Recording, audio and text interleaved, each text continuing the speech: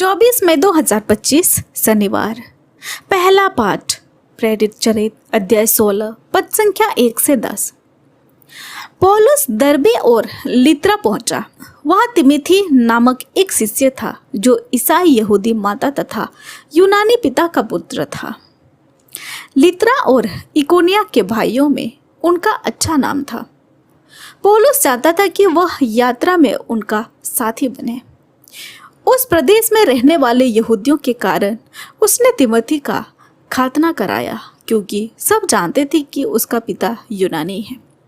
वे नगर नगर जाकर यरूशलेम में प्रेरितों तथा पुरोहितों द्वारा किए हुए निर्णय सुनाते तथा उनके पालन का आदेश देते थे। इस प्रकार कलीसियों का विश्वास दृढ़ होता जा रहा था और उसकी संख्या दिन दिन बढ़ रही थी। जब पवित्र आत्मा ने उन्हें एशिया में वचन का प्रचार करने से मना किया तो उन्होंने फ्रीजिया तथा गलातिया का दौरा किया। मिसिया के सीमांतों पर पहुंचकर वे बिथिनिया जाने की तैयारी कर रहे थे कि यीशु के आत्मा ने उन्हें अनुमति नहीं दी। इसलिए वे मिसिया पार कर त्रोआस आए। वहां पौलुस ने रात को एक दिव्य दर्शन देखा। एक मकेदुनी उसके सामने खड़ा होकर यह निवेदन कर रहा था, आप समुद्र पार कर मकेदुनिया आइए और हमारी सहायता कीजिए। इस दर्शन के बाद हम यह समझकर तुरंत मकेदुनिया जाने का अवसर ढूंढने लगे कि ईश्वर ने वहां सुसमाचार का प्रचार करने के लिए हमें बुलाया है। यह प्रभु की वाणी है। ईश्वर को धन्यवाद। भजन अनुवाक्य। हे समस्त पृथ्वी प्रभु की स्तुति करो। हे समस्त पृथ्वी प्रभु की स्तुति करो। आनंद के साथ प्रभु की सेवा करो। उल्लास के गीत गाते हुए उसके सामने उपस्थित हो जाओ। अनुवाक्य। हे समस्त पृथ्वी प्रभु की स्तुति करो। यह जान लो कि वही ईश्वर है। उसी ने हमको बनाया है। हम उसी के हैं। हम उसकी प्रजा, उसके चारागाह की भेड़ें हैं। अनुवाक्य। हे समस्त पृथ्वी प्रभु की स्तुति करो। ओह, ईश्वर कितना भला है। उसका प्रेम चिरस्थायी है। उसकी सत्य प्रतिज्ञाता युगाने युग बनी रहती है। अनुवाक्य। हे समस्त पृथ्वी प्रभु की स्तुति करो। जय घोष। हालेलुया। आप लोग मसीह के साथ ही जी उठे हैं और जो ईश्वर के दाहिने विराजमान है, इसलिए ऊपर की चीजें खोजते रहो। हालेलुया। संत योहन के अनुसार आज का पवित्र सुसमाचार अध्याय 15 पद संख्या 18 से 21। यीशु ने अपने शिष्यों से कहा, यदि संसार तुम लोगों से बैर करे तो याद रखो कि तुम में से पहले उसने मुझसे बैर किया।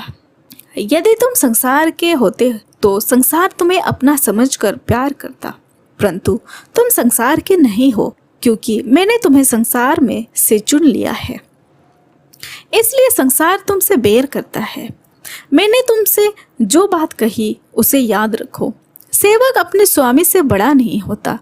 यदि उन्होंने मुझे सताया है तो वे तुम्हें भी सताएगा।